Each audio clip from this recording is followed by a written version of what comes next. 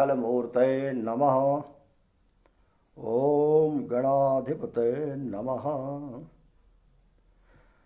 यत्पादपङ्कजध्वानै श्रुतयः श्रुतिमागता स्पन्दमाना हृदिदेशे ध्याये ब्रह्ममयं गुरुं। ध्येयः सदा स्मृतिमण्डलमध्यवर्ती नारायणः सरसिजासनसन्निविष्टः केयूरवान्मकरकुण्डलवान् किरीटी हारे हिरण्मय वपुः धृतशङ्खचक्रः।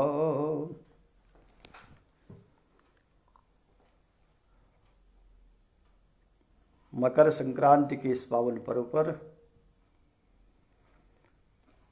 संपूर्णानंद संस्कृत विश्वविद्यालय के यशस्वी कुलपति प्रोफेसर राजाराम शुक्ल जी,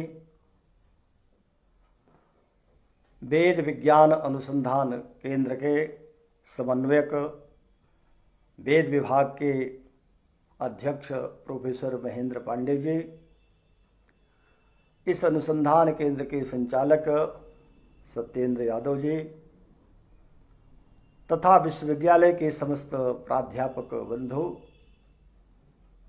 देवियों सज्जनों, समस्त श्रोता बंधुओं, आप सभी को धन्यवाद, क्योंकि आज इस मकर संक्रांति के पावन पर्व पर ऐसा उत्तम विषय चुना और इसके लिए मुझे आमंत्रित किया।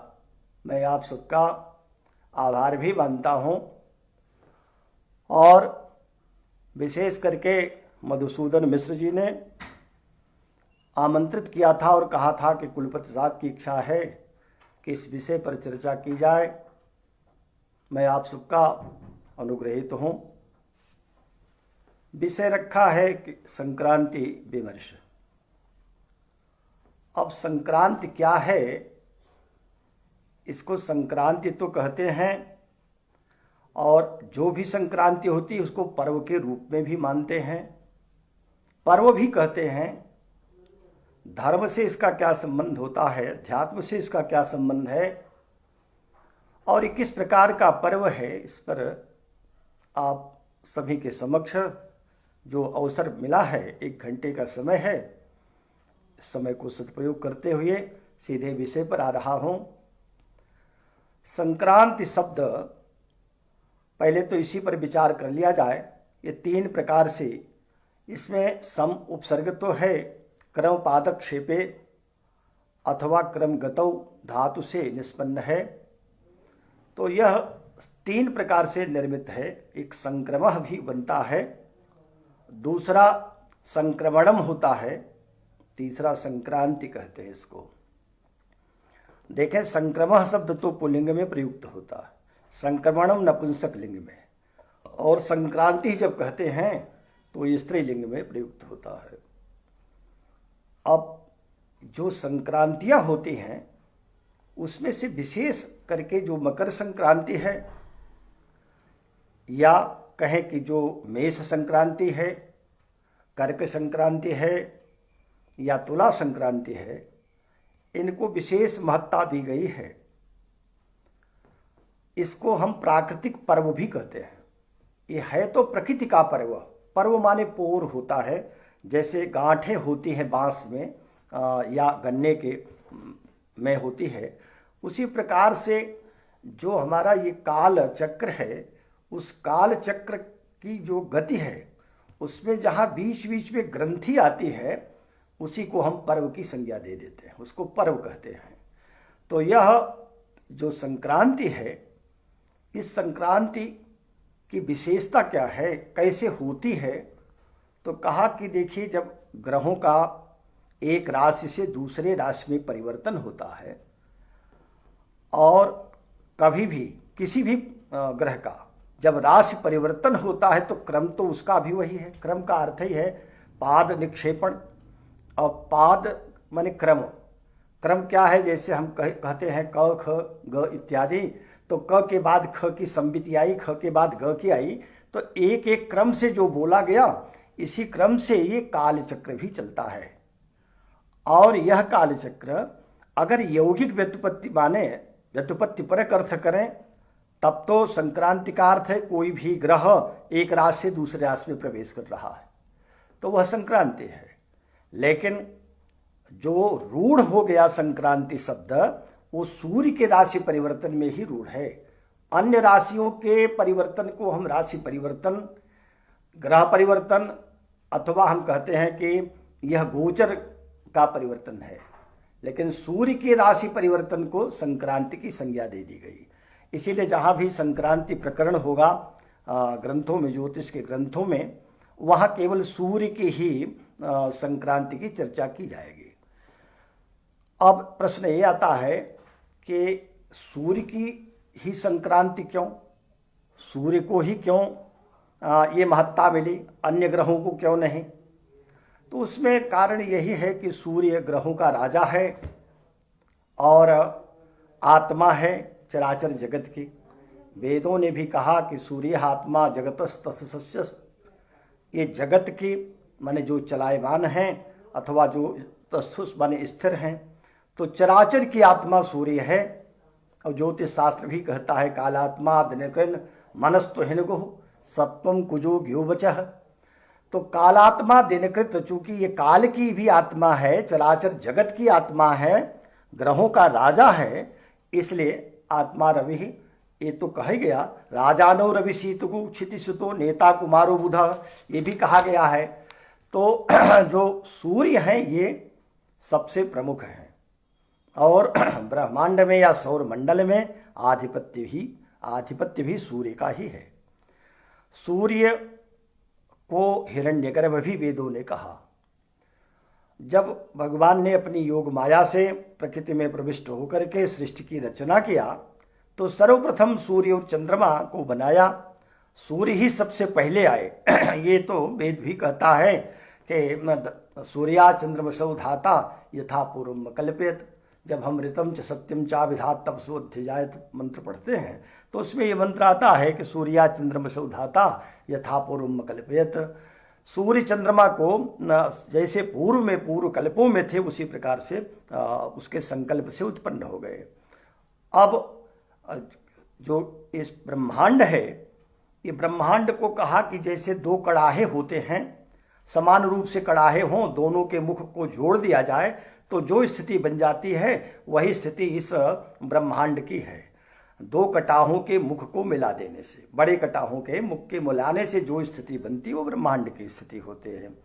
इस ब्रह्मांड के मध्य में, इसी ब्रह्मांड को हम व्योम की कक्षा कहते हैं, और इस कक्षा में उस परमात्मा ने सबसे पहले हिरण्यगर्भ को प्रकट किया। हिरण्यगर्भ संवर्तताग्रे भूतस्य जातः पतिरेक आसीत् सदाधार पृथ्वीम, अब उसने पृथ्वी को भी धारण किया। सदाधार पृथ्वीम द्यातुम इमम, और इस द्युलोक को कस्मै देवाय हविषा विधेम, उसको छोड़कर किसको हविष प्रदान करें। तो यह जो ब्रह्मांड है, उस ब्रह्मांड का प्रमुख सूर्य को बनाया। सूर्य के आते ही अब जो प्रकृति के पंच और तत्व है, सूर्य चंद्रमा, तो इनको कहा कि सूर्य और अग्नि की प्रधानता, सोम चंद्र की प्रधानता, अग्नि सोमात्मकम जगत, जो जगत बना है अग्नि सोमात्मक है। अग्नि से ही की प्रधानता सूर्य में और सोम की प्रधानता चंद्रमा में। फिर जो पंचमहाभूत, उन पंचमहाभूतों से जो भू पृथ्वी है, उससे मंगल, अग्नि से मंगल उत्पन्न हुआ, पृथ्वी से बुध हुआ, और उसके बाद जो है आकाश से बृहस्पति उत्पन्न हो गया। फिर जो है जल से शुक्र आया, तथा अब इसके बाद जो ये शनि है, वात से उत्पन्न हो गया। ये कहा भी गया अग्नि सोमौ भानुचंद्रौ ततस्त्वंगार कादय तेजो भू खाम उबातेभ्य क्रमशः पंच जग्गिरे। एक क्रमशः ये 5 ग्रह ये और 2 सूर्य चंद्रमा पृथ्वी के सहित एक कुल 8 हो गए। इन्हीं से ये सौर मंडल बना है। सौर मंडल का एक परिवार है, उस परिवार में जो मुखिया है, राजा है, वो सूर्य ही है। इसलिए सूर्य की संक्रांति की ही महत्ता है। सूर्य की संक्रांति को प्रधानता दी गई। आप देखें कि सूर्य कि संक्रांति की चर्चा हमारे वेदों में भी आई है। वेदों में जब कहा कि द्वादश प्रथयः चक्रवेकम, और जब कहा कि द्वादशारं नहि तत् जराय भवति चक्रम परिद्यावृतस्य, तो ये वेदों में द्वादश एक प्रकार से भाग कर दिए गए थे, और वहाँ एक प्रकार से सूर्य के इस द्वादश संक्रांति की ही चर्चा है। सूर्य के इस संक्रांति की चर्चा पुराणों में तो भरे पड़ा है, लेकिन यत्र तत्र संस्कृत साहित्य के महाकवियों ने भी इसका स्पर्श किया। महाकवि में कालिदास जो कविकुल गुरु हैं, उन्होंने रघुवंश के 9वें सर्ग में वर्णन किया है कि जब महाराज दशरथ शिकार के लिए गए आखेट खेलने, और बहुत दूर दक्षिण दिशा में जंगल में निकल गए, बहुत अधिक ठंड पड़ने लगी थी। उस समय जिस समय सूर्य भी उत्तर की ओर मुड़ना चाह रहे थे, उत्तरायण होना चाह रहे थे, उसी दिन उसी क्षण दशरथ ने अपने घोड़ों की रास उत्तर की ओर मोड़ लिया। ये बात रघुवंश में कालिदास जी ने कहा। वो कहते हैं, जिगमिसुर धनदाध्युषिताम दिशम रथयुजाम परिवर्तित वाहन दिन मुखा निरविरहिम निग्रह विमलयन मलयन नगमत्यजत। जिगमिसुर धनदाध्युषिताम दिशम, धनद माने कुबेर, और कुबेर की जो दिशा है वह उत्तर दिशा है, ये सभी जानते हैं। और दक्षिण जो दिशा है, यद्यपि ये यमराज की दिशा है, लेकिन यहाँ धनद के दिशा में जाना चाह रहे थे। कौन? जिगमिसुर धनदाध्युषितम दिशम रथयुजाम परिवर्तित वाहन। यहाँ एक ढंग से संक्रांति की भी चर्चा कर दिया है, मकर संक्रांति की, लेकिन उपमा के माध्यम से। महाकवि कालिदास तो उपमा कालिदासस्य, उपमा के विषय में ऐसा दूसरा कोई कवि जो सहज उपमा दे देता है और तत्काल ध्यान में आ जाता है, उपमा बिल्कुल सटीक हर श्रोता के सहृदय के मन में बैठ जाती है, ऐसे तो महाकवि कालिदास हैं। और दूसरे एक महाकवि जो बृहत्त्रयी के अंतर्गत हैं, महाकवि माघ, इन्होंने भी चर्चा किया। और वो प्रसंग तब है जब शिशुपाल वधम में नारद जी आते हैं और भगवान श्री कृष्ण से शिशुपाल वध के लिए कहते हैं। भगवान श्री कृष्ण अपने मंत्रिमंडल में विशेष करके उद्धव जी से और बलराम जी से सलाह करते हैं और फिर वो प्रस्थान कर रहे हैं। तो इसको भी देखिए कवि ने कैसे कहा। माघ कहते हैं, कौबेर दिग्भाग मपास्य मार्ग मागस्त मुषणांश रिवावतीर्ण अपेत युद्धाभिनिवेश सौम्यो हरिर हरे प्रस्थमत प्रतस्थे। हरिर हरि प्रस्थमथ प्रतस्थे, हरे भगवान श्री कृष्ण, और यहाँ हरिप्रस्थ इंद्रप्रस्थ के लिए प्रस्थान कर रहे हैं। हरि शब्द के 13 अर्थ होते हैं। यमा नीलेन्द्र चंद्रार्क विश्व सिंहांशु वाजिषु सुकाहि कपिभेकेशु हरिर्ना कपिलेत्रिषु। तो ये जो हरि का अर्थ सूर्य भी है, हरि का अर्थ इंद्र भी है, हरि का अर्थ भगवान श्री कृष्ण के पक्ष में भी है। कौबेर दिग्भाग, कुबेर की दिशा तो उत्तर दिशा है, और वहां से जाना किधर चाह रहे हैं? कहा कि अगस्त मुषणांशु इव, उष्णांशु इव, जैसे भगवान सूर्य अगस्त की दिशा दक्षिण दिशा मानी गई। दक्षिण दिशा अगस्त चूंकि दक्षिण चले गए, फिर लौटा नहीं, वही आश्रम बनाया, और आज भी अगस्त तारा दक्षिण दिशा में सबसे तेजस्वी दक्षिण दिशा में नीचे की ओर दिखाई पड़ता है, इसलिए अगस्त की दिशा कही गई। अस्तु, तो इसी ब्रह्मांड के मध्य में जो व्योम कक्षा है, उस व्योम कक्षा में ये सूर्य स्वयं तो अपनी कक्षा में भ्रमण करते हैं, लेकिन भगवान सूर्य के चतुर्दिक सभी ग्रह भ्रमण कर रहे हैं। और जो ये ग्रह भ्रमण करते हैं, ये ऊपर नीचे अपनी कक्षा में होते रहते हैं। पृथ्वी जब भ्रमण करती है तो पृथ्वी ही होती है। जैसे आज पृथ्वी कर्क के सामने जब हुई तो वहाँ मकर के समक्ष सूर्य दृष्टिगोचर हो गए, इसलिए मकर संक्रांति कहते हैं। भ्रमण तो पृथ्वी का है, लेकिन पृथ्वी पर रहने वाले वो सूर्य को प्रत्यक्ष देख करके समझ लेते हैं। और भगवान सूर्य की विशेषता ये भी है कि उन्हीं से दिशाओं का ज्ञान हो पाता है, उन्हीं से आकाश का बोध होता है। द्युलोक हो, पृथ्वी लोक हो, स्वर्गलोक हो, अपवर्ग हो, अथवा नरक आदि जितने भी रसातल आदि हैं, इन सब का ज्ञान अगर किसी से होता है तो भगवान सूर्य से ही होता है। भागवत पुराण में कहा कि सूर्येण ही विभज्यन्ते दिशः खम द्योर्मही भिदा स्वर्गापवर्गौ नरका रसौ कांसी च सर्वशः। ये पंचम स्कंद में आया हुआ है कि भगवान सूर्य के द्वारा ही सबका विभाजन हो रहा है। द्वे द्वे कालम विधत्तः, इस काल का विधान तो सूर्य चंद्रमा से ही है, लेकिन प्रधानता सूर्य की है। उदयनाचार्य ने भी कहा था, उदयति दिशेश्याम भानुमान सैव पूर्वा नहीं तरण रुदिते दिक्पराधीन वृत्ति ही, ये आचार्य उदयनाचार्य का वचन है।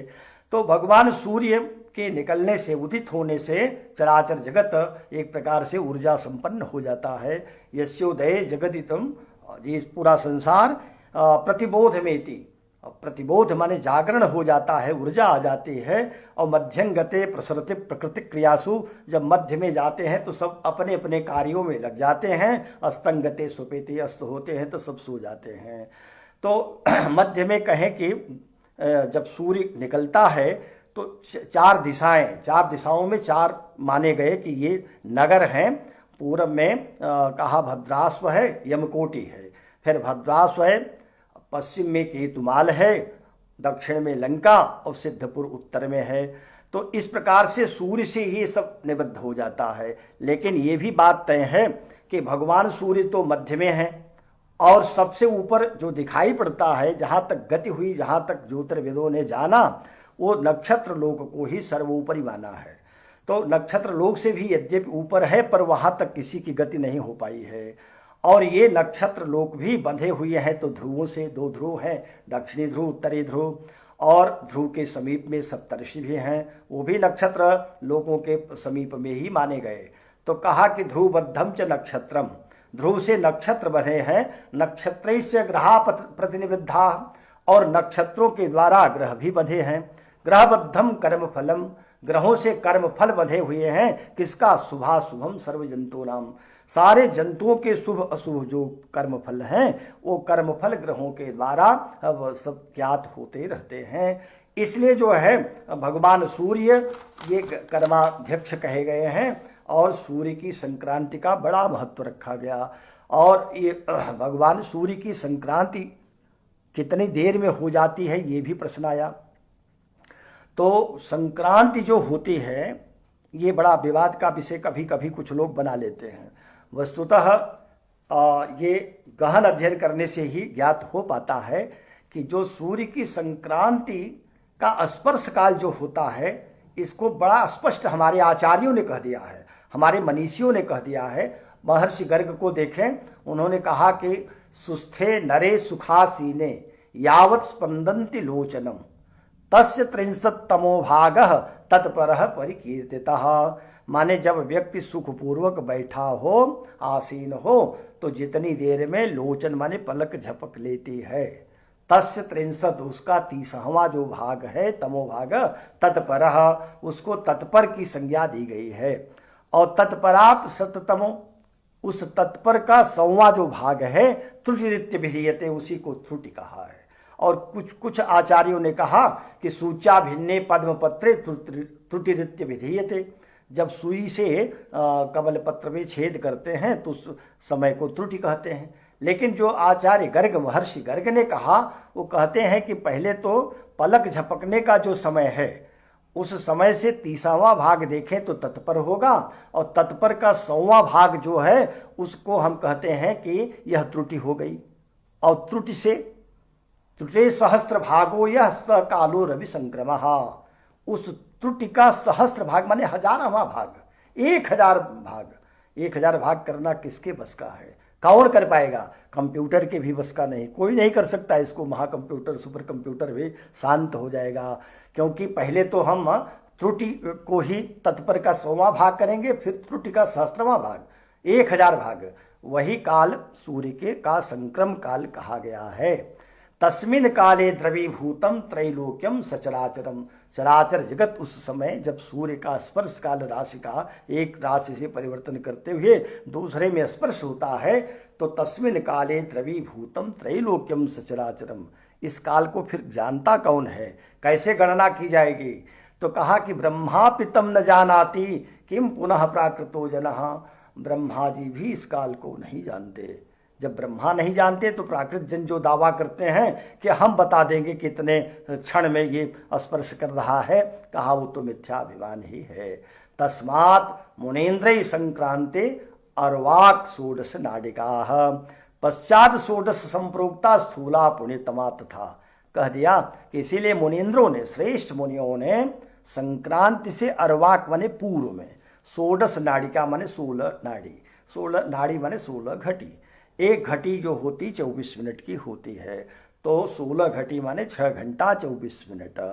और पश्चात षोडश संप्रोक्ता, जब संक्रांति का काल गणित से तय हुआ तो उससे 16 नाड़ी बाद तक यह स्थूल पुण्य काल कहे जाते हैं। कहा किसके लिए यह है, कहा सभी राशियों के लिए है। जब कभी भी सूर्य एक राशि से दूसरी राशि में जाता है तो इसको भी ध्यान से जान लें कि उसका जो राशि में प्रवेश होता है, जिस क्षण प्रवेश हुआ, पूर्वी बिंब जो सूर्य बिंब है, सूर्य बिंब का पूर्वी अंश जैसे स्पर्श किया है और जब तक पश्चिमी भाग तक माने पूरा सूर्य का बिंब सूर्य मंडल राशि में प्रवेश करता है, तब तक पूरा 32 घटी का समय लग जाता है। इसलिए उस 32 घटी को हमारे आचार्यों ने ये कह दिया कि यही पुण्य का काल होगा। अब ये तय नहीं है, गणना में कुछ आगे पीछे हो सकता है, कहीं किसी को भ्रम न रह जाए, इसलिए 16 घटी पहले और 16 घटी बाद तक का पुण्य काल कहा है। ये यद्यपि सब राशियों के लिए मैं बात कह रहा हूँ, अभी विशेष बातें जो दक्षिणायन या उत्तरायण के लिए होगी उस पर चर्चा करूँगा, लेकिन ये बात तय है कि सूर्य का पूरा मंडल, सूर्य बिंब जब तक राशि के में प्रवेश करता है पूरा मंडल, और सूर्योदय होने में ही कुल 6 मिनट लग जाते हैं, कहीं भी पूरा सूर्य मंडल 1 मिनट में नहीं निकलता है। तो ऐसे ही जब राशि में प्रवेश करता है तो राशि कोई इतनी छोटी नहीं है। ये तो हम लोग यहाँ से राशि कह करके समझ लेते हैं कि एक राशि माने बहुत छोटा, मेष राशि कह दिया बस हो गया, लेकिन उसमें भी जो तारे हैं, यहीं से देखते हैं हम लोग तो आकाश की ओर जब रात्र में दृष्टि जाती है तो लगता है एक तारा ये 200-250 ग्राम से अधिक का नहीं होगा, लेकिन उस तारे की जो देखें कि कितना बड़ा तारा है, उसमें हमारी ऐसी 1000 पृथ्वी समा जाएंगी, इतना बड़ा एक एक तारा होता है। इसलिए राशि मंडल कोई छोटा नहीं है कि यहाँ से कह दिया और गणना हमारी सटीक हो गई। इसलिए ऋषियों ने भी खूब विचार किया है और उन्होंने देखा कि इसका जो मंडल है पूरा प्रवेश होने में 32 घटी का समय लग जाता है, इसलिए 32 घटी को 16-16 करके आगे और बाद में कह दिया। अच्छा, अब आए तो कहा कि ये संक्रांति 4 प्रकार की होती है। कौन 4 प्रकार है, तो कहा एक अयनी होती है, अयनी संक्रांति, दूसरी विषुवी संक्रांति होती है, तीसरी विष्णुपदी होती है और चौथी षडशीत्याननी होती है। ये 4 प्रकार की जो संक्रांतियों का भेद किया गया, इसको जाने कि ये महाभारत काल में भी इसका वर्णन आया है। महाभारत में पूरा 1 लाख श्लोक आप पढ़ करके देख लेंगे, कहीं भी न तो किसी राशि का नाम आएगा, मेषादि जो 12 राशियां हैं, एक भी राशि का नाम पूरे 1 लाख श्लोक में कहीं नहीं मिलेगा। और आप बार जो आजकल हम लोग रविवार सोमवार मंगल बुध बृहस्पति शुक्र शनि कहते हैं और उससे व्यवहार भी कर रहे हैं, पूरे महाभारत में एक भी वार की चर्चा नहीं मिलेगी। माने सूर्यादि वारों की तब तक चर्चा नहीं थी, न राशियों की चर्चा थी। लेकिन ये जो 4 प्रकार की संक्रांतियां होती हैं, इसकी चर्चा है।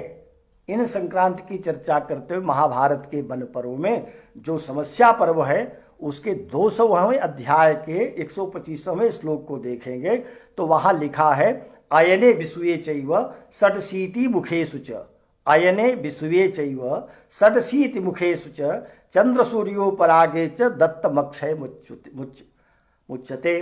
इसका अर्थ है कि अयनी संक्रांति हो, विषुवी संक्रांति हो, षडशीत्याननी हो, उस समय जो दान किया जाएगा, अथवा चंद्र सूर्य पर आग माने सूर्य चंद्रमा में ग्रहण हो रहा हो, उस समय जो दान किया जाएगा वो अक्षय दान हो जाएगा। माने उस दान का ये नहीं है कि कभी उसका पुण्य क्षय हो जाए, निश्चित ही अनंत काल तक वो उत्तम फल देता रहेगा।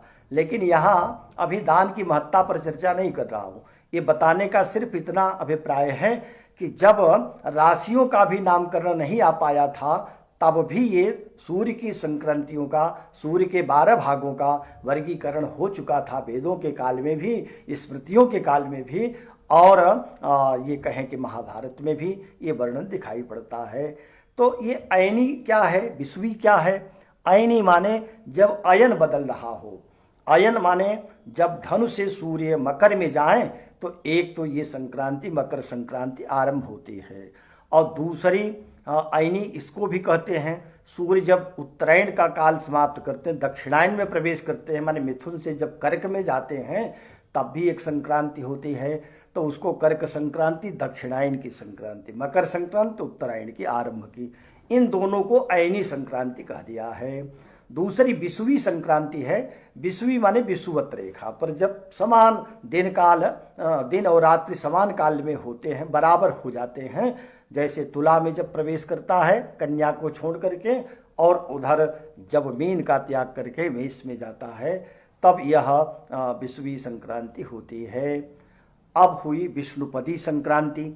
तो विष्णुपदी संक्रांति माने इसको हरिपद भी कहा, भगवान का पद ही एक प्रकार से है, विष्णुपद है। और ये कौन आती हैं? तो इसमें कहा कि जब वृष में सूर्य जाते हैं, वृष राशि, अथवा सिंह में जाते हैं, अथवा वृश्चिक में जाते हैं, या कुंभ में, इन 4 राशियों में जब सूर्य का प्रवेश होता है तब इसको हम कहते हैं कि विष्णुपदी संक्रांति हो गई।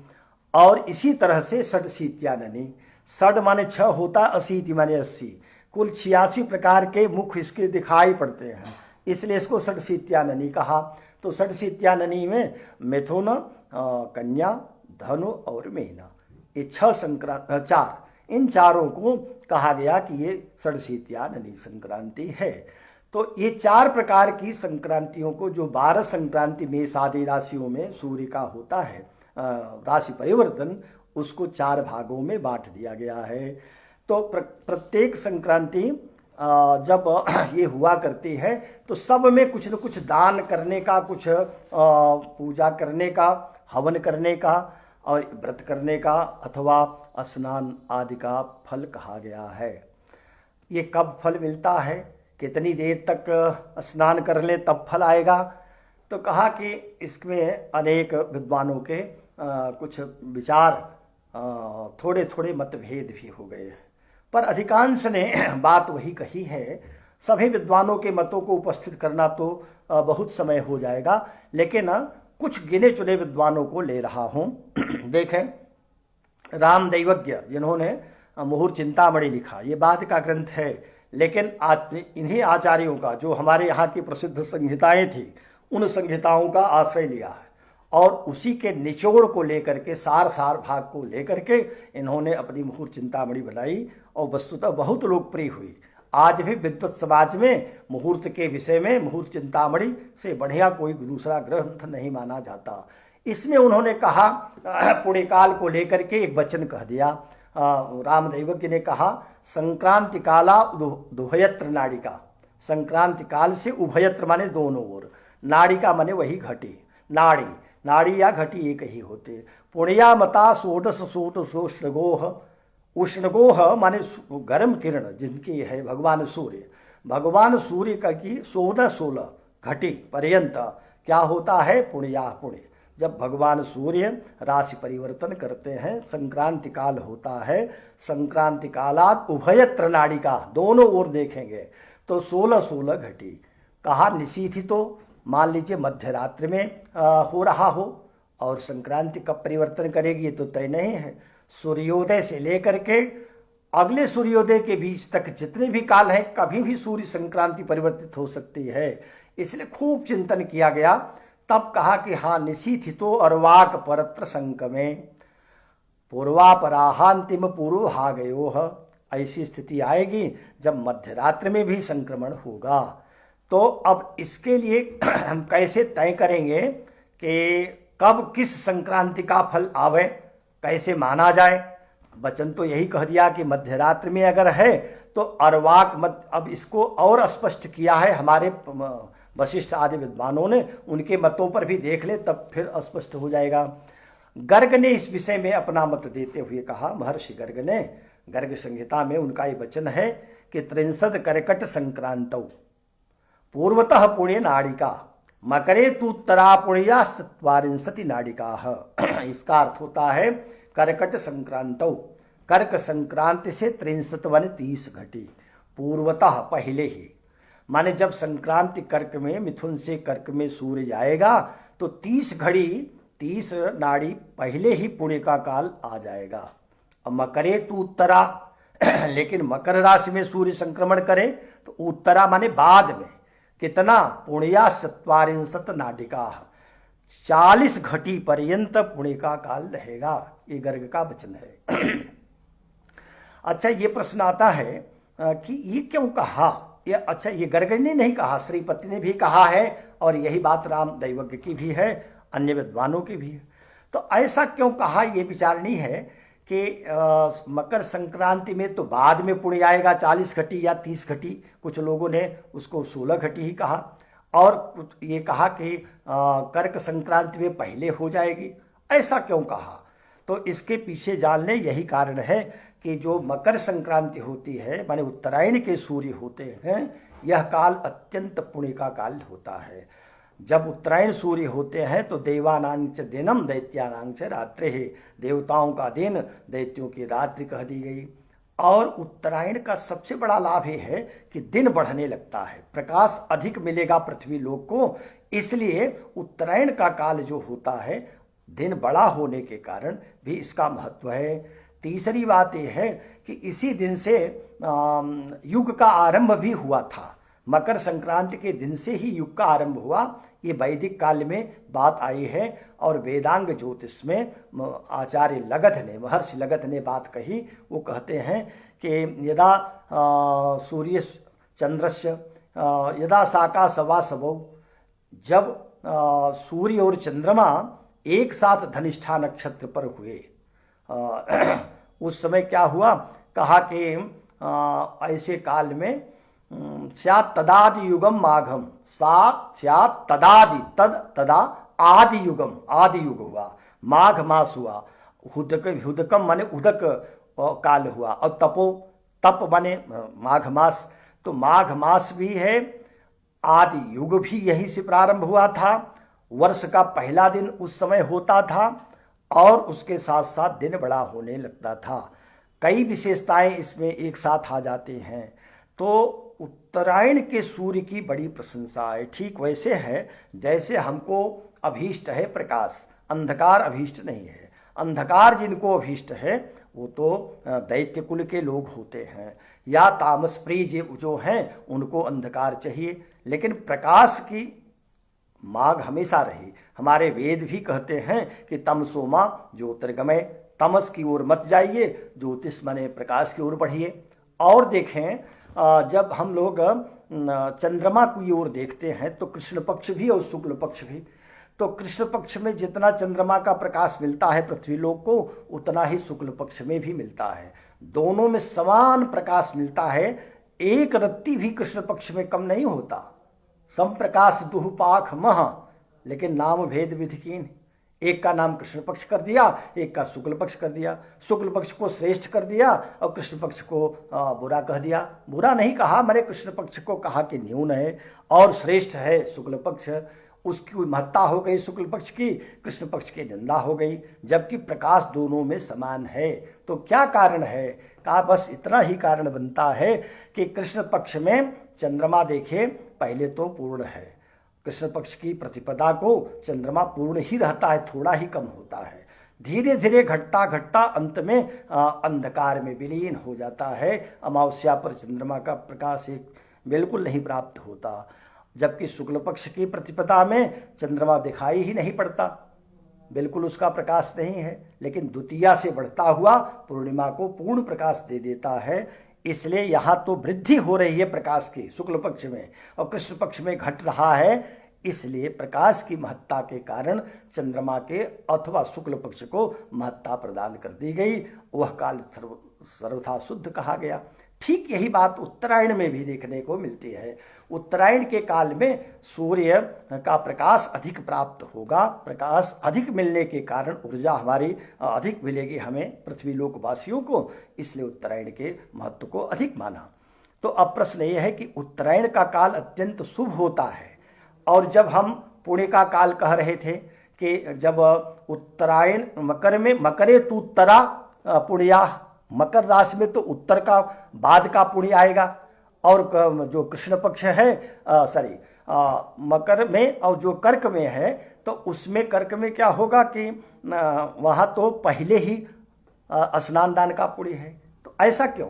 ऐसा सिर्फ इसलिए है कि मकर राशि के समय में जब मकर में सूर्य प्रवेश कर जाए तो बाद के समय में स्नान करने से ही, क्योंकि ये तो निश्चित हो गया कि अब प्रकाश मिलेगा और हमको उत्तरायण में हम प्रवेश कर चुके हैं, इसलिए बाद में स्नान दान का ज़्यादा महत्व है। और अब अभी कर्क में सूर्य प्रवेश करेगा और अब अंधकार की ओर बढ़ना होगा, इसलिए पहले ही स्नान दान कर लिया जाए, इसलिए कह दिया। बस यही कारण है। ये सब चीज़ें जो हैं मंथन करने से ही ज्ञात हो पाता है। 63 कर्कट संक्रांत, कर्कट माने कर्क की संक्रांति अभी हुई नहीं, होने वाली है, उससे 30 घटी पहले ही पूरी हो गया, क्योंकि अभी तो उत्तरायण बना हुआ है। और वही बात मकरे तू उत्तरा पुण्या, मकर राशि में बाद में पुण्य कहा। बाद में क्यों कहा? क्योंकि अभी बाद में जो है सूर्य हो सकता है संशय रह जाए, लेकिन जैसे ही मकर में प्रवेश कर गया उसके बाद में स्नान दान करने का पुण्य होगा। अस्तु, ये बात हेमाद्रि में भी आई। हेमाद्रि यद्यपि धर्मशास्त्र के वचनों को अधिक कहते हैं, और हेमाद्रि का ग्रंथ बहुत बड़ा ग्रंथ है, इतना बड़ा ग्रंथ जो भारतीय धर्म को, विशेषकर सनातन धर्म की रक्षा के लिए बना हुआ है, अद्भुत ग्रंथ है। और उसमें हेमाद्रि का कथन है कि 63 कर्कट के नाड्य, कर्कट में 30 नाड़ी पहले, मकरे तू दशाधिका, और मकर में 30 में 10 और जोड़ दीजिए, 10 और जोड़ दीजिए, मन 40 कर दीजिए। जो बात गर्ग ने कही थी, हेमाद्रि ने बिल्कुल गर्ग के मत को ज्यों का त्यों ले लिया और कह दिया भविष्य त्याग में पुण्यम अतीते चोत्तरायणे। भविष्य त्याग में पुण्यम, उत्तरायण में 10 घटी और बढ़ाकर माने 40 घटी बाद तक उसका पुण्य आप अर्जित कर सकते हैं। श्रीपति ने कहा, श्रीपति की रत्नमाला ग्रंथ, ज्योतिष रत्नमाला, बहुत अच्छे विद्वान, खूब श्रम किया है, ऐसे भी आचार्य बड़े भाग्य से पृथ्वी लोक पर आते हैं। उन्होंने कहा कि मिथुनात् कर्क संक्रांति है, यदि स्यात् शुभा लेना प्रदोषे चार्धरात्रे वा तदा कुर्यात् गते हनि। ये बात स्पष्ट कही कि मिथुनात् कर्क संक्रांति है, मिथुन से जब कर्क की संक्रांति हो तो यदि स्यादम शुभा लेना, और तब ऐसे जो है जो फल आएगा, प्रदोषे चार्धरात्रे वा, प्रदोष के काल में आ गया या अर्धरात्रि के काल में आ गया, तो जब ये होगा उत्तरायण का, तब तो बाद में गते हनि बात आएगा फल। अच्छा, ये बात रामदैवज्ञ ने भी कही है और सभी हमारे आचार्यों ने कहा कि आप यदास्तमन बेलायाम, जब अस्तमन बेला का अर्थ है कि सूर्य अस्त हो जाए अथवा अर्धरात्रि हो जाए, तो अब प्रश्न आता है कि अर्धरात्रि होने पर अगर मान लीजिए संक्रांति हो गई तब, या प्रातः बेला में हुआ, प्रातः बेला में न होकर के सूर्यास्त की बेला में संक्रांति हुई, तब कब हम स्नान दान करें? तो ये प्रश्न आ जाता है। तो कहा यदा अस्तमय बेलायाम मकरे याति भास्करः प्रदोषे चार्धरात्रे वा स्नानम दानम परे हनि, स्नान दान बाद में ही करना चाहिए। ये वृद्ध गार्ग्य का वचन है। अस्तम, अच्छा, जैसे मान लीजिए आज ही मकर संक्रांति हुई, अब ये 2:37 पर प्रवेश कर गए आज भगवान भास्कर मकर राशि में, लेकिन मान लीजिए संध्या के समय में प्रवेश करते, तब क्या होता? तो प्रश्न यही उठता है कि ऐसे में पुण्यकाल कब माना जाए? तो कहा कि देखिए, अगर अस्त दिन सूर्यास्त हो गया और तब प्रवेश किए, रात्रि का काल रहेगा, और पुण्य तो काल आप 16 घटी अथवा 30 घटी कह रहे हैं, तो पूरी रात्रि पर्यंत अब 16 घटी अगर लिया जाएगा, तो अगर दिनमान देखें तो अब वो घट गया है, रात्रिमान ज़्यादा है। आज की रात्रिमान माने 5:17 पर सूर्यास्त हो जाएंगे, उसके बाद अगर संक्रांति आती है तो लगभग 17 घटी और तक बना रहेगा। 17 नहीं, 37 32, हाँ कुल 60 घटी होती हैं। और इस समय कुल 26 घटी के आसपास दिनमान होगा। तो इसका मतलब 33 घटी 33 पल के करीब करीब रात्रिमान होगा। तो 33 घटी अगर रात्रिमान है और कुल पुण्यकाल 32 घटी ही है, तब कब पुण्यकाल आएगा? कब हम नहाएंगे? स्नान दान व्रत आदि कब किया जाएगा? तो कहा ऐसी स्थिति के लिए ही कह दिया कि यदास्तमय वेलायाम मकरे याति भास्करः प्रदोषे चार्धरात्रि वा, प्रदोष के काल में प्रदोषो रजनी मुखम, जब रात्रि का मुख भाग आ जाए उस समय अगर संक्रांति बदले या अर्धरात्रि में बदले अथवा अस्त हो रहे हो तब बदले, तो स्नानम दानम परे हने। अर्धरात्रि अगर अर्धरात्रि में हो रहे हैं तदूर्धे वा संक्रांतौ दक्षिणायने, अगर दक्षिणायन का काल हो संक्रांति का और अर्धरात्रि में सूर्य बदल रहा हो, तो अगर अर्धरात्रि से पहले हो गया है तो पूर्वमेव दिनम ग्राह्यम, पहले के दिन को ग्रहण करना चाहिए। और अगर रात्रि अर्धरात्रि के बाद का है तो अगला दिन लेना चाहिए। याव नोदयते रविः। इसी बात को लल्ल ने भी, आचार्य लल्ल ने भी कहा। अब इन सब बातों को बहुत कहने से कोई बहुत अर्थ नहीं है। अगर हम वशिष्ठ के भी मत को लें तो कहते हैं कि दिनपति संक्रमात् प्राक षोडश नाड्यस्य पुण्यकालस्य परतः षोडश नाड्यः सर्वत्र स्नान दान कार्येषु, ये वशिष्ठ ने भी कहा। लेकिन एक बात इसमें विशेष है कि ब्रह्म सिद्धांतकार ने 32 घटी की जगह 33 घटी कह दिया है। और उन्होंने वर्गीकरण किया तो कहा कि 16 घटी की जगह सार्धा षोडश नाडिका, माने 16.5 घटी पर्यंत उसको पुण्य आगे पीछे मानते रहिए। और यही बात निर्णय सिंधुकार ने भी अपने मत को देते हुए कहा कि भूयः प्रदोषे यदि वार्धरात्रे, प्रदोष या अर्धरात्रि में परेण्य पुण्यम त्वथ करकटश्चेत, बाद में अगर है अर्धरात्रि के बाद तो पुण्य का काल भी बाद में। और कहा कि अगर करकट है तो प्रभात काल है, पहले से ही उसको पुण्य का काल मान लेना चाहिए। अस्तु, तो ये जो पुण्य का काल है इसको लेकर के बड़े मतांतर हैं। और किसी ने कहा कि यदि रात्रि काल में ही संक्रांति हो रही है और वह भावुक है, धर्म के प्रति उसकी इतनी श्रद्धा है कि उसी समय संक्रांति के समय स्नान करना चाहे और रात्रि में संक्रांति हो रही हो, तब क्या होगा? तो मनु ने कह दिया कि रात्रि में भी स्नान करना चाहिए।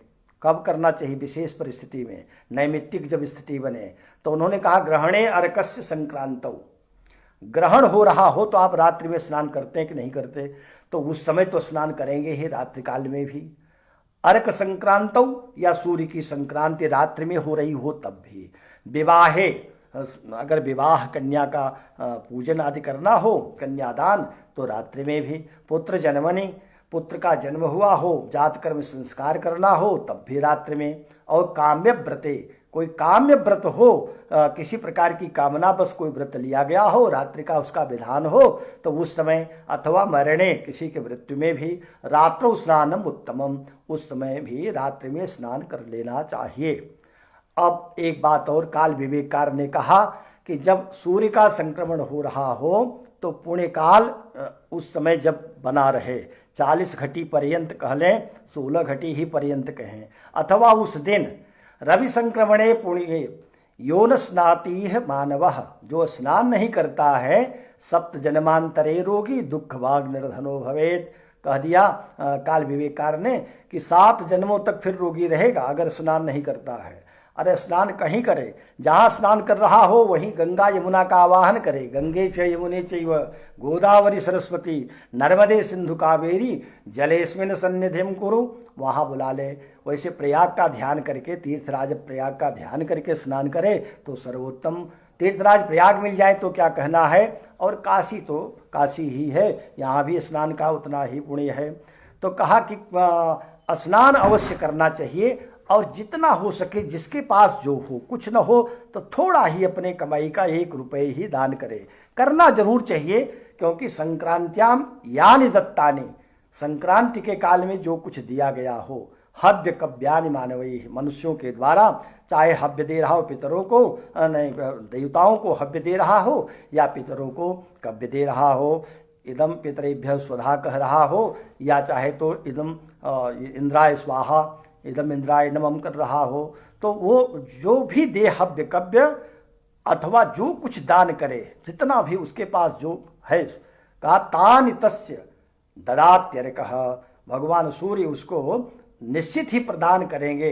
एक जन्म तक नहीं, सप्त जन्मने निश्चितम, 7 जन्मों तक उसको उसका दान का फल मिलता रहेगा। इसलिए थोड़ा बहुत ही न देने से अदत्त दानात् च भवे दरिद्रः, तो दरिद्रता भी इसीलिए आती है दान न देने के कारण। और दरिद्र प्रभावात क्या करता है, पुनरेव पापी, पुनः वही पाप करने लगता है। अब आइए संक्रांति की संज्ञा पर भी थोड़ा विचार कर लिया जाए, क्योंकि समय का ध्यान देना है। संक्रांति की संज्ञा 3 प्रकार से कह दी गई। देखें, एक तो नक्षत्र के बस कहा, और दूसरा कहा कि दिन के बस भी। तो कैसे हम जानते हैं कि ये किस प्रकार की संक्रांति है? संक्रांति के 7 नाम रख दिए गए हैं। एक घोरा, ध्वांसी, महोदरी, मंदाकिनी, मंदा, मिश्रा और राक्षसी। तो 7 बार होते हैं, और नक्षत्रों की भी 7 कैटेगरी कर दी गई, 7 प्रकार का उनका विभाग कर दिया गया। तो कह दिया कि उग्रर्छे च भवेत घोरा, उग्रर्छ जब उग्र नक्षत्र हो उस दिन अगर संक्रांति हो रही हो तो वो क्या हो जाती है, घोरा संक्रांति, उसको घोरा कहते हैं। उग्र नक्षत्र होते तीनों पूर्वा, भरणी नक्षत्र और मघा को उग्र संज्ञक नक्षत्र कहा है। इस दिन अगर संक्रांति हो इन नक्षत्रों में तो घोरा संक्रांति हो जाती है। और क्षिप्रे ध्वांशी प्रकीर्तिता, क्षिप्र नक्षत्र में ध्वांशी संज्ञा दे दी गई। क्षिप्र संज्ञक नक्षत्र होता है हस्त, अश्विनी, पुष्य और अभिजित। अभिजित माने 28वें नक्षत्र को भी ग्रहण किया, तो ये क्षिप्र संज्ञक है। इस दिन अगर नक्षत्रों में संक्रांति हो रही, चाहे कोई भी संक्रांति, वो 12 संक्रांति को, तो उसको ध्वांशी कहते हैं। और फिर कहा कि महोदरी चरे गेया, और जो चर नक्षत्र होंगे, चर संज्ञक है स्वाति, पुनर्वसु, श्रवण, धनिष्ठा और सतभिषा, ये महोदरी हो जाती है। और फिर कहा कि मृदौ मंदाकिनी स्मृता, मृदु संज्ञक नक्षत्र में अगर संक्रांति हो तो मंदाकिनी संज्ञा होती है। मृदु संज्ञक कौन है, तो मृगशिरा, रेवती, चित्रा, अनुराधा। फिर कहा कि ध्रुवे मंदाथ, ध्रुव नक्षत्र हो, ध्रुव संज्ञक नक्षत्र कौन होते हैं, तो तीनों उत्तरारोहिणी को ध्रुव संज्ञक कहा। इसमें मंदा संज्ञा हो जाती है। ध्रुवे मंदाथ मिश्राख्ये, मिश्रा और मिश्र संज्ञक नक्षत्र विशाखा कृतिका में मिश्रा संज्ञा हो जाती है। तीक्ष्ण तु राक्षसी, और तीक्ष्ण संज्ञक में राक्षसी संज्ञा हो जाती है। तीक्ष्ण संज्ञक है मूल नक्षत्र, ज्येष्ठा, आर्द्रा और श्लेषा। इन नक्षत्रों में जब संक्रांति होती है तो राक्षसी संज्ञा हो जाती है। इसको बार के हिसाब से भी कह दिया गया। आचार्यों ने कहा कि अगर मान लीजिए रविवार के दिन संक्रांति हो रही हो तो उसको घोरा कहिए, और सोमवार को हो तो ध्वांशी कहिए। अगर मंगल को हो तो महोदरी हो जाती है, बुधवार को हो तो मंदाकिनी होगी, गुरुवार को हो तो मंदा होती है, शुक्रवार को हो तो मिश्रा होगी, शनिवार को हो तो राक्षसी होगी। और इसका फल भी होता है। क्या होता है कि घोरा सुखाए शूद्राणाम, शूद्राणाम माने जो सेवा वृत्ति में लगे हैं, सेवा धर्म में लगे हैं, सेवा कार्य करते हैं, अगर रविवार के दिन वो संक्रांति हुई तो उनके लिए सुख आता है। माने जो भी कार्य में लगे हुए लोग हैं, परिश्रमी लोग, उनको सुख प्राप्त होगा। और बिंसाम ध्वांशी सुखप्रदा, और ध्वांशी अगर है, ध्वांशी माने सोमवार के दिन, अगर सोमवार के दिन संक्रांति पड़ रही हो तो वह विषाम माने जो वैश्य वर्ग है, वैश्य वर्ग से अभिप्राय है जो लोग व्यापार आदि करते हैं, तो व्यापारी वर्ग बड़ा सुखी हो जाता है। महोदरी च चौराणाम, और जो महोदरी है, महोदरी मंगलवार को पड़ती है, तो उस दिन संक्रांति आवे तो जो लोग चौराणाम माने चोर वृत्ति, ऐसी वृत्ति जिनकी है, जो चोरी से धन कमाते हैं, उनको सुख प्राप्त होता है।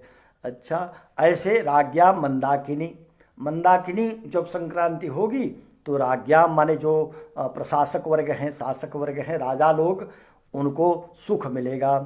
और विप्राणाम शुभदा मंदा, जो मंदा होगी बृहस्पतिवार के दिन, वह विप्राणाम माने बुद्धिमान लोग जो हैं, जो मस्तिष्क का काम करते हैं, बुद्धिजीवी लोग, उनको शुभ फल रहेगा।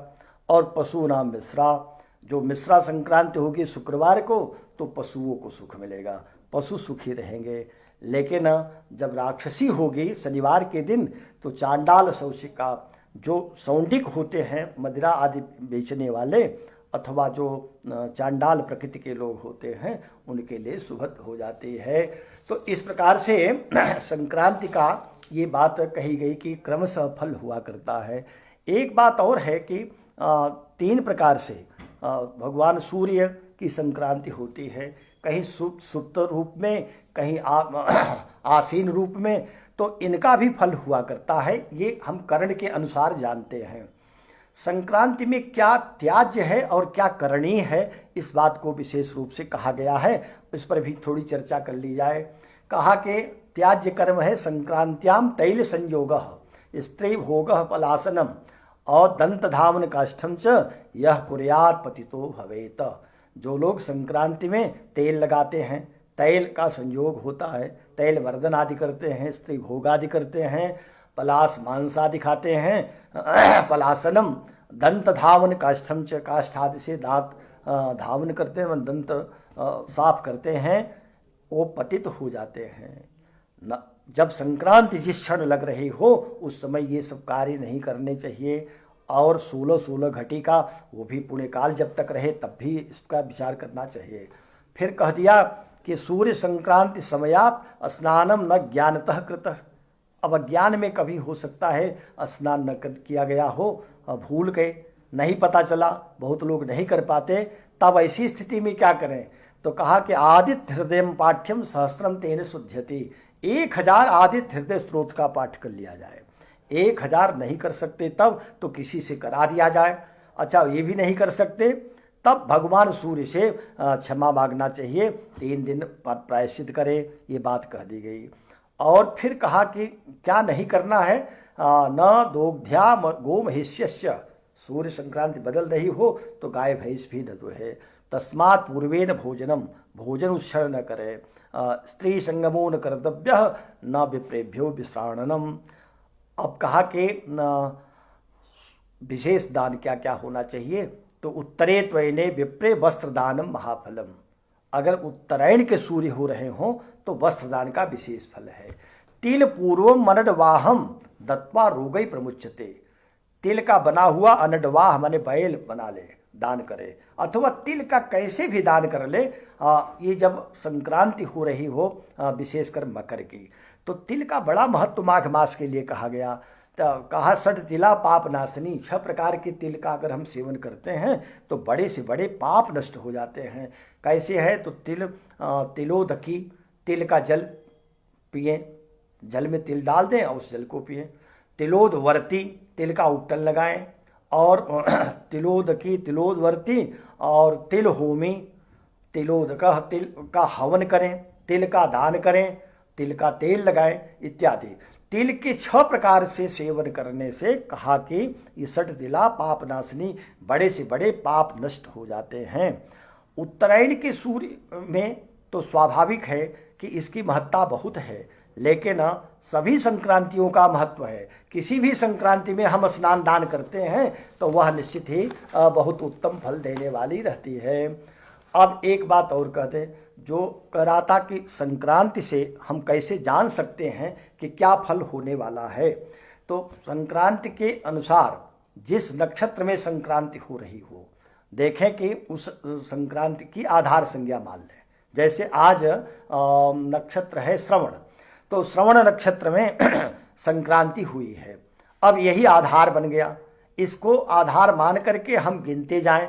3-6 का ही हिसाब चलता है। 63 तो 3 तक पहले क्या होगा, तो कहा कि 3-6 करते जाएं तो पहले 3 तक यात्रा होगी। माने श्रवण धनिष्ठा शतभिष जिसका होगा उसको अधिक यात्रा इस महीने करनी पड़ेगी जब तक दूसरी संक्रांति बदल न जाए। फिर कहा कि फिर 6 तक, तो 3 के बाद श्रवण धनिष्ठा शतभिष, इसी ढंग से गिने पूर्वा भाद्रपद, उत्तरा भाद्रपद, रेवती, अश्विनी, भरणी, कृतिका तक। तो 6 नक्षत्र तक सुख रहेगा। फिर उसके बाद 3 नक्षत्र तक दुख रहेगा, फिर 6 में अन्न वस्त्र का लाभ होगा, फिर उसके बाद हानि होगी, फिर उसके बाद अंतिम 6 में अधिक धन का लाभ होगा। तो इस प्रकार से विचार कर लेना चाहिए किसी के भी उसको। इससे हम देख सकते हैं कि क्या इस महीने महंगाई बढ़ेगी कि घटेगी, संक्रांति से ही इसका निर्णय हो जाता है। अच्छा, अब इसके बाद ये कहा कि यस्य जन्मर्क्ष मास आदि तिथौ संक्रमणम भवेत। हो सकता है किसी के नक्षत्र पर ही सूर्य संक्रमण हो रहा हो, किसी भी राशि संक्रांति में अगर अपने जन्म नक्षत्र पर संक्रमण हुआ हो तो जान लेना चाहिए कि बहुत खराब महीना बीतेगा। तो तस मासाभ्यंतरे तस्य वैरम क्लेशम धनक्षय। महीने पर्यंत वैर भी हो सकता है, क्लेश भी होगा, धन की भी स्थिति अच्छी नहीं रहेगी, धनक्षय माने चोरी आदि भी हो सकते हैं। तो इस प्रकार से देखते हैं कि सूर्य की संक्रांति का जो महत्ता कही गई है वह बहुत अधिक है। पूरा का पूरा इस पर एक ग्रंथ ही बन सकता है। और जो हमारे यहाँ के आचार्यों ने चिंतन किया, इतना अधिक चिंतन किया है प्रत्येक संक्रांति पर कि उसका अगर विमर्श किया जाए तो एक दिन एक कम पड़ेगा, उसके लिए 2-4 दिन का समय हो तब मंथन पूरा ठीक ठीक किया जा सकता है। कुल मिलाकर के बस बात ये कह रहा हूँ कि सूर्य की जो संक्रांति मकर में हुई इसकी बड़ी महत्ता है। इसकी महत्ता तो इतनी है कि भगवान सूर्य के मकर में जाने की प्रतीक्षा बाणों की सैया पर लेटे हुए थे भीष्म पितामह, और 52 दिन तक, कुछ लोग 58 दिन कहते हैं लेकिन कहीं 52 दिन हमने पढ़ा कि 52 दिनों तक उनको असह्य पीड़ा हो रही थी, लेकिन शरीर का त्याग नहीं कर रहे थे। एक तो युद्ध की समाप्ति देखना चाहते थे कि क्या हम ये राज्य हस्तिनापुर का सुरक्षित हुआ कि नहीं, और दूसरा उनके मन में चल रहा था कि भगवान सूर्य उत्तरायण के हो जाए।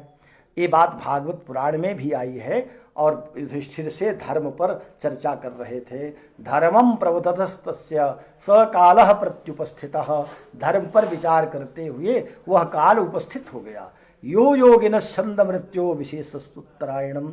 जिसको योगी लोग चाहते हैं, योगी लोग इस उत्तरायण की इच्छा रखते हैं कि इसमें शरीर से प्राण वियुक्त हो जाए। उस काल को जब देखा कि अब सूर्य उत्तरायण होने जा रहे हैं तो भीष्म पितामह ने अपने को शांत संयत कर लिया और धीरे से इच्छा मृत्यु का वरदान तो था ही, प्राण छोड़ दिया।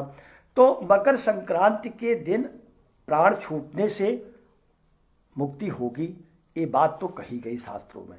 लेकिन जो मैं कहना चाह रहा हूँ वो ये है कि उत्तरायण का अर्थ सिर्फ काल के उत्तरायण को ही ध्यान मत दीजिए, अपने इस जीवन के भी काल को देखिए। जो जीवन यात्रा है इसका भी एक काल है, इसमें भी उत्तरायण हो रहा है। हम पूर्वार्ध उत्तरार्ध करके बांट सकते हैं, अथवा योगियों की दृष्टि से भी विचार करिएगा तो हृदयस्थ जो परमात्मा है, अपनी आत्मा है, उस आत्मा को, अपने मन बुद्धि चित्त अहंग को, अंतःकरण चतुष्टय को जब हम नीचे उतरते हैं तब वही हमारा क्या होता है कि वही हमारा चिंतन हमको दक्षिणायन की ओर लेकर चला जाता है। हम तमस में चले जाते हैं और हम पतन के गर्त में जाते हैं। इसलिए हृदय के भाग को, अंतःकरण को नीचे की ओर चिंतन न करके नाभि की ओर हम गमन न करें, ऊपर उठें, मस्तिष्क की ओर चलें जो देवताओं का स्थान है। उत्तरोत्तर जब हम ऊपर की ओर उठेंगे, मेरा मन शुद्ध होगा, तब ये सही ढंग से उत्तरायण होगा, अंतःकरण पवित्र होगा और तभी हम मुक्त के भागी भी होंगे, तभी हमारा जीवन धन्य होगा।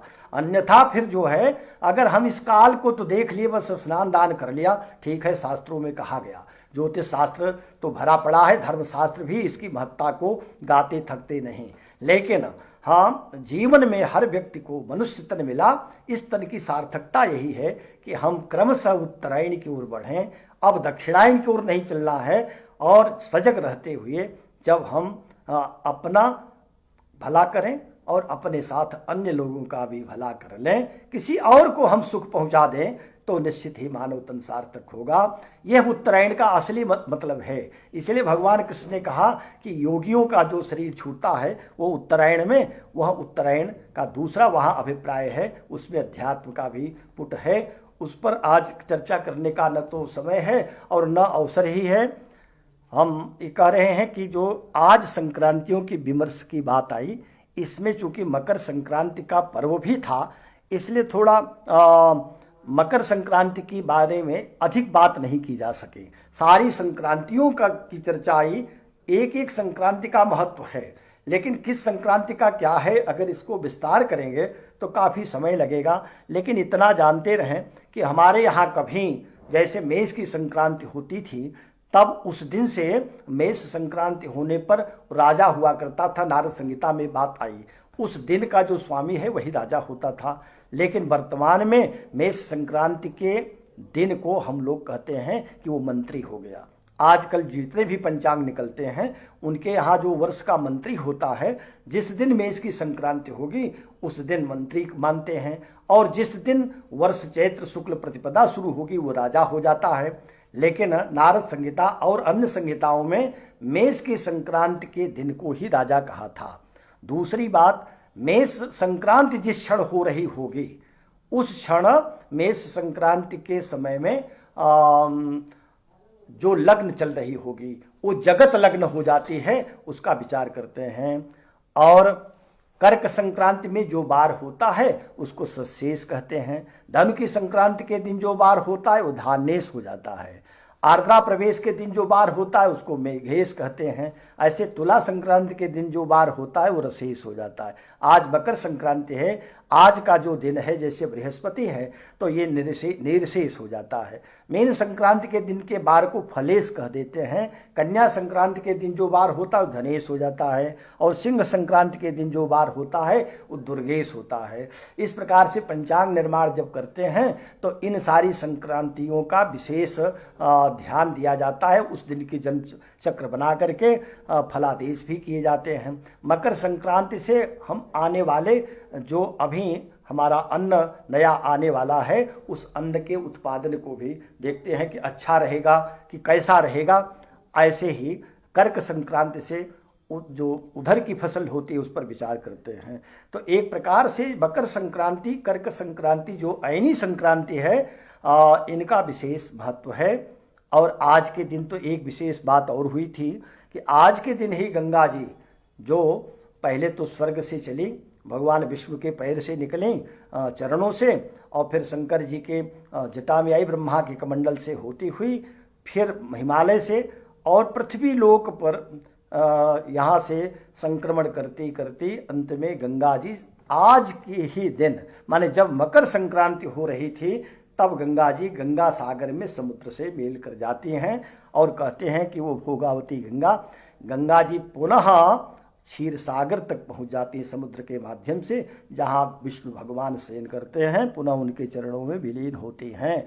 तो आज मकर संक्रांति के पावन पर्व पर गंगा सागर में भी लोग स्नान करते हैं। प्रयाग में तो करते हैं, काशी में भी करते हैं, जहां भी स्नान करें भगवान का स्मरण ध्यान करें, जीवन को सार्थक करें। आज इस पावन पर्व पर आप लोगों के द्वारा जो समय मिला उस समय का थोड़ा बहुत सदुपयोग जरूर हुआ। चूँकि पूरी बातें नहीं हो पाई हैं, इसलिए पुनः कभी अवसर बनेगा तो दूसरे भी किसी अवसर पर और बातें शेष बात की जाएंगे। आप सभी का धन्यवाद। विशेष करके मैं कुलपति महोदय का, संपूर्णानंद संस्कृत विश्वविद्यालय के सम्मान्य यशस्वी कुलपति प्रोफेसर राजाराम शुक्ल जी के प्रति, महेंद्र पांडे जी के प्रति, सत्येंद्र यादव जी के प्रति और मधुसूदन मिश्र को हृदय से आप सबका मैं धन्यवाद आभार कर रहा हूं।